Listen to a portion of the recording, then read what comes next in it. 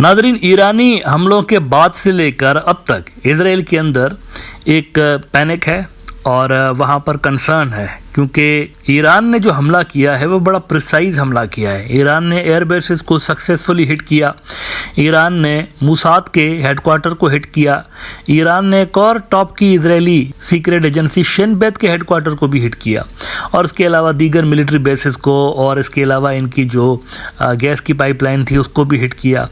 तो इन तमाम वाक़यात को देखकर एक पैनिक है वहाँ पर इजराइल के अंदर कि इतना सक्सेसफुली ईरान ने कैसे ये टारगेट्स अचीव किए हैं।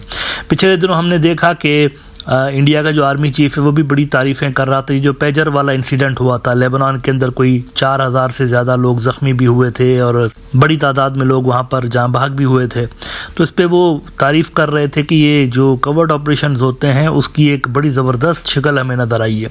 लेकिन एक हैरानकुन बात ईरान ने भी की है इस हमले में, जिस पर बात नहीं हो रही, और वो हैरानकुन चीज़ ये हुई है कि ये जो ईरानी मिसाइल हमला हुआ था, यानी ये हमला अभी जब होने वाला था, यानी थोड़ी ही देर पहले उससे तेल अवीव के अंदर 2 फ़लस्तीनी नौजवानों ने, उनके पास जदीद असलहा था, ऑटोमेटिक वेपन्स थे गालिबन, उन्होंने किसी रेस्टोरेंट के अंदर अंधाधुंध फायरिंग शायरिंग वहाँ पर शुरू कर दी, जिसके नतीजे में बहुत सारे लोग ज़ख्मी हुए और कोई 7-8 लोग जो थे वो मारे भी गए वहाँ पे।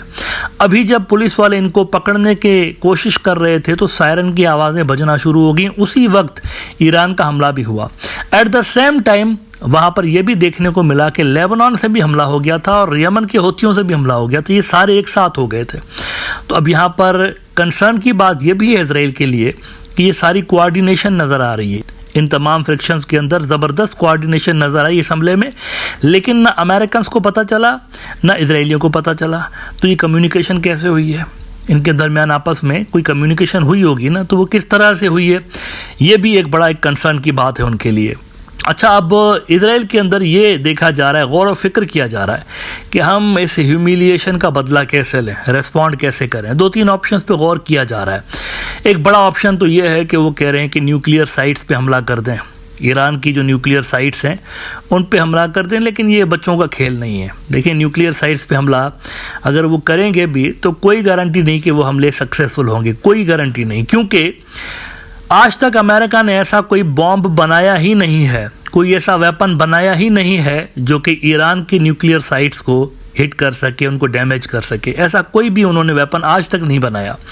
अब ये मैं क्यों बात कर रहा हूँ इस पर थोड़ी देर में भी आता हूँ, लेकिन पहले आपको ज़रा ये बता दूँ कि खुद अमेरिकन यानी इनके जो माई बाप हैं इजराइल के, वो इनको कह रहा है कि ये काम मत करिएगा, काउंटर प्रोडक्टिव होगा, कामयाबी नहीं मिलेगी, खामा में ख्वार हो गए। राइटर्स ने रिपोर्ट किया है, Biden said US would not support Israeli strike on Iran nuclear sites। ये अमेरिका ने कहा है कि हम आपको सपोर्ट नहीं करेंगे। वो सपोर्ट करने की क्यों बात कर रहे हैं? क्योंकि उनको पता है कि कैपेबिलिटी नहीं है। कैपेबिलिटी क्यों नहीं है? क्योंकि ईरान के जो न्यूक्लियर साइट्स हैं वो कोई एक नहीं है। ऐसा नहीं कि जाएंगे ईरान में किसी जगह पे बॉम्ब शॉम मार के आ जाएंगे और ख़त्म करके इसको आ जाएंगे, ऐसा नहीं है।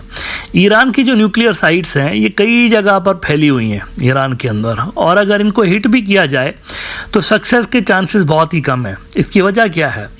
ईरानियन जो न्यूक्लियर साइट्स हैं ना, वो बुलंदो बाला पहाड़ों के नीचे बनी हुई हैं, ज़मीन की बहुत ज़्यादा गहराई के अंदर। यानी ऊपर से अगर आप इसको हिट भी करेंगे तो पहाड़ों को हिट करना है, यानी हज़ारों फुट ऊंचे पहाड़, और फिर उनके भी नीचे अगर एक फैसिलिटी बनी हुई है तो आप समझ सकते हैं कि एडिशनल लेयर ऑफ प्रोटेक्शन है इन न्यूक्लियर साइट्स को। तो लिहाजा इनको हिट करना पॉसिबल ही नहीं है। कोई ऐसा बॉम्ब नहीं है अमेरिका के पास जो कि इनको हिट कर सके। एसोसिएटेड प्रेस की ज़रा खबर देख लीजिए, an Iranian nuclear facility is so deep underground that US air strike likely couldn't reach it near a peak of Zagros mountains in central Iran. Workers are building a nuclear facility so deep in the earth that it is likely beyond the range of a last ditch US weapon designed to destroy such sites, according to experts and satellite imagery analyzed by the Associated Press। यानी ये हो ही नहीं सकता, इतना ज़्यादा deep है ज़मीन के अंदर कि ईरान के ऊपर अगर हमला किया भी गया उनके न्यूक्लियर साइट्स के ऊपर, एक तो वो बहुत ज़्यादा है, एक जगह पर नहीं है, फैली हुई है, किसी एक को बिलफर्ज डिस्ट्रॉय कर भी लिया गया तो इससे कोई ख़ास फ़र्क उनके न्यूक्लियर प्रोग्राम के ऊपर पड़ेगा नहीं। और दूसरा ये कि ये फैली हुई हैं। तो इसलिए अमेरिकन ने उनको कहा है कि ये मत करिएगा ना। और दूसरा ऑप्शन, इनके तेल की फैसिलिटीज़ के ऊपर हमले हो सकते हैं, इट इज़ क्वाइट पॉसिबल। लेकिन वहाँ पर भी अल्टीमेट जो नुकसान होगा किसको होगा? ये तो उसको रिपेयर शिपेयर कर लेंगे, सारा कुछ हो जाएगा, लेकिन अल्टीमेट नुकसान किसको होगा? इसका किसको होगा? अमेरिका के जो इत्तेहादी हैं उनको होगा, खुद अमेरिका को होगा। कैसे? देखें, ये जो ईरानियन ऑयल पे अगर यहाँ पर हमला हो जाएगा तो ईरान अमेरिका के जो इत्तेहादी हैं उनकी तरफ जाने वाले जो ऑयल की शिपमेंट्स हैं उनको हिट करेंगे, ईरान भी, ईरानियन प्रॉक्सीज भी। फिर यूरोप की तरफ मिडल ईस्ट से जो तेल जाता है, अभी तो उनका जो एनर्जी वहाँ यूरोप से जा रही होती थी वो तो बंद है ना, यूक्रेन वॉर की वजह से, रशिया यूक्रेन वॉर की वजह से रशिया ने उनकी एनर्जी बंद की हुई है, गैस और तेल जो जा रहा होता था यूरोप की तरफ। लेकिन उसके बाद अल्टरनेट कौन सी है? दूसरी सबसे बड़ी मार्केट मिडल ईस्ट है। अब मिडल ईस्ट का भी जो तेल है वो यहाँ से जा रहा होता है, लेकिन अगर ईरान के ऊपर इस तरह से हमले किए जाते हैं उनके तेल की और गैस की फैसिलिटीज़ के ऊपर, तो ईरान भी अमेरिका के जो इत्तेहादी हैं उनकी तरफ जाने वाले ऑयल और गैस के जो जहाज़ हैं उनको हिट कर सकता है। एज अ रिजल्ट उनकी जो ऑयल की सप्लाई है वो जबरदस्त हो सकती है, मिडल ईस्ट से जो ऑयल जा रहा है वो बंद हो सकता है, तो इससे उनके खुद के कारखाने भी बंद हो सकते हैं। तो ये वाला जो ऑप्शन है ये भी काउंटर प्रोडक्टिव हो सकता है। लिहाजा फिलहाल इजराइल को ये नहीं समझ में आ रहा कि ये जो इतना ह्यूमिलिएट करके गए हैं ईरानी उनको, तो उसका जवाब कैसे देना है। फिलहाल वो अपने ऑप्शंस को कंसीडर कर रहे हैं।